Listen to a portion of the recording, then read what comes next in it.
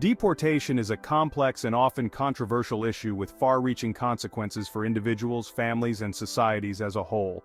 It's the act of a government removing a foreign national from their country, often for reasons like violating immigration laws or engaging in criminal activity, and while it might seem like a dry, bureaucratic process, trust me, it's anything but.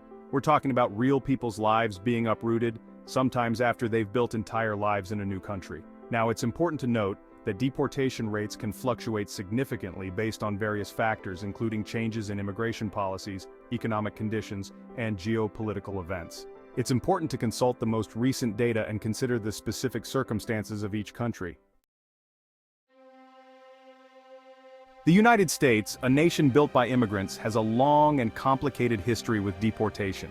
And let's be clear, when we talk about complicated, what we're really talking about is a tangled mess of policies, often driven by political whims rather than any sense of logic or compassion. The US has one of the highest deportation rates globally, and it's been particularly high under certain administrations. Remember when I said deportation is about real people? Well, in the US, we're talking about millions of people deported since the 1990s alone. Millions. Now, some might argue that it's all about enforcing the law, that people who break the rules should face the consequences. And sure, laws exist for a reason. But when we're talking about immigration, the lines get blurry. We're often talking about people fleeing desperate situations, seeking a better life, or who have been living in the US for years, contributing to society, paying taxes, even raising families. So what contributes to these high deportation rates? Well, there are a few key factors. First, the US has some pretty strict immigration laws, and those laws have only gotten stricter over time. We're talking about things like increased border security, making it more difficult to enter the country legally, and harsher penalties for those caught entering or residing in the country without authorization. Then, there's the issue of targeted enforcement actions. This is where things get really messy.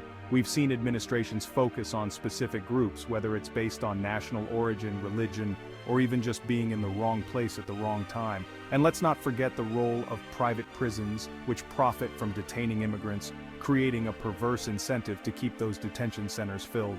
The impact of all this? Families torn apart, children separated from their parents, and a climate of fear and uncertainty in immigrant communities. It's a system that's crying out for reform, one that prioritizes human dignity and recognizes the contributions of immigrants.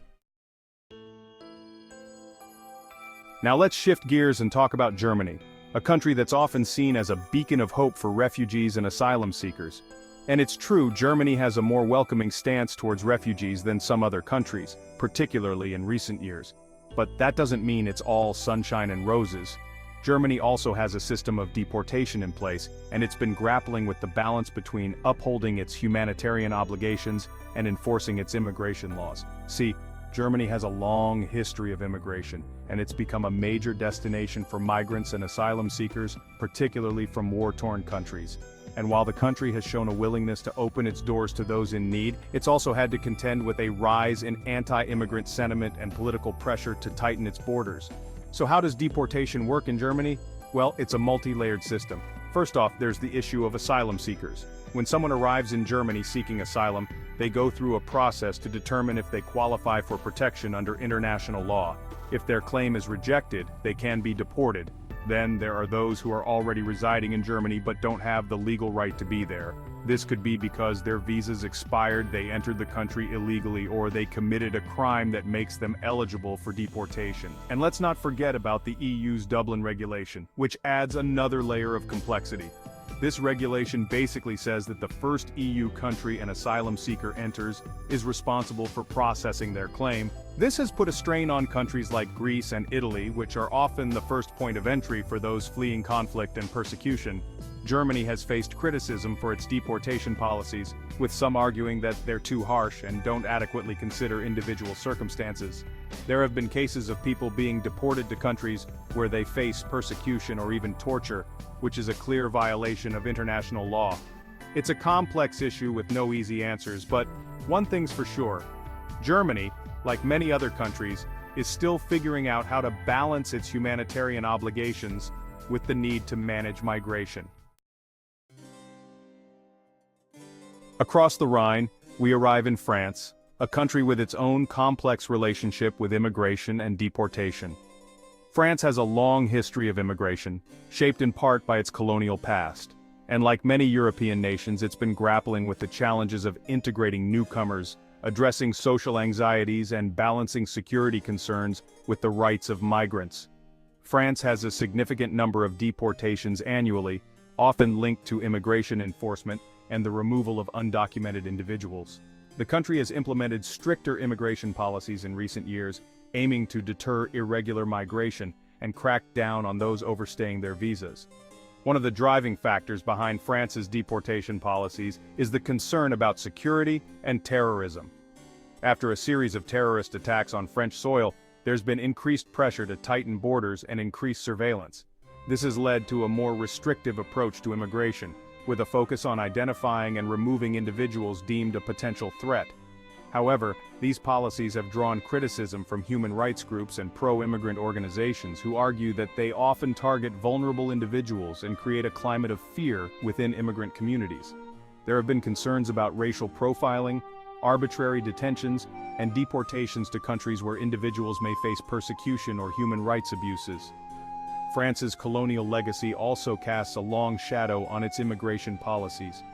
Many of the countries from which migrants come to France were once French colonies, and the historical ties between these nations complicate the dynamics of immigration and integration. There's a sense among some that France hasn't fully reckoned with its colonial past and its impact on present-day immigration challenges. The debate over immigration and deportation in France is ongoing and often heated. There's a growing recognition of the need for comprehensive immigration reform that addresses both security concerns and the rights of migrants. Finding the right balance between these competing priorities remains a significant challenge for French policymakers. Now, let's hop across the English Channel and talk about the United Kingdom, a country that's been undergoing some pretty significant changes in recent years, to put it mildly. We're talking, of course, about Brexit, the UK's decision to leave the European Union, which has had a ripple effect on everything from trade to, you guessed it, immigration. The UK, like many island nations, has a complicated relationship with immigration. It's a country that's benefited from immigration throughout its history, but it's also seen periods of anti-immigrant sentiment and policies aimed at restricting the flow of newcomers. In recent years, the UK has implemented stricter immigration policies, leading to increased deportations. This is partly due to the government's aim to reduce net migration, but it's also been influenced by the political climate surrounding Brexit. One of the key drivers behind stricter immigration policies has been the desire to control the movement of people across the UK's borders. With the UK no longer part of the EU's freedom of movement rules, the government has more leeway to set its own immigration policies and restrict the number of people coming to work, study, or settle in the country. These stricter policies have resulted in an increase in deportations, particularly of individuals who overstay their visas or are involved in criminal activities. The UK has a hostile environment policy, which aims to make it difficult for undocumented migrants to live in the country by denying them access to services like healthcare, housing, and employment. However, these policies have been criticized for creating a climate of fear and uncertainty among immigrant communities. There have been cases of people with the legal right to be in the UK being wrongly detained or deported, highlighting the human cost of these policies. The impact of Brexit on immigration and deportation in the UK is still unfolding. The government is in the process of implementing a new points-based immigration system, which aims to attract skilled workers while reducing overall immigration numbers. It remains to be seen how this new system will work in practice, and what its long-term impact will be on the UK's social fabric.